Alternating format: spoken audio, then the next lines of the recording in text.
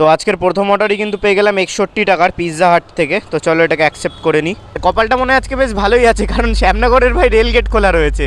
তো চলে এসছি এখন আমি পিৎজা হাটের সামনে।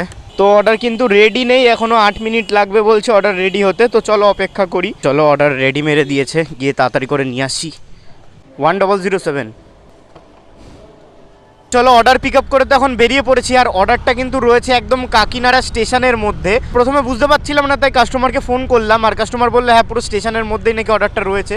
তো চলো ওখানে গিয়ে কাস্টমারকে ফোন করলে বোঝা যাবে কোথায় কি দিতে হবে কি না হবে। কাস্টমারের যে লোকেশন রয়েছে ওই লোকেশন অনুযায়ী তো আমি চলে এসেছি, কিন্তু এবার ব্যাপারটা হচ্ছে আমাকে দেখাচ্ছে স্টেশনের ভেতরে। এবার এখান থেকে স্টেশনে ঢোকার রাস্তা আছে, তো এখানে দাঁড়িয়ে আমি আগে কল করে নিই ওনাকে।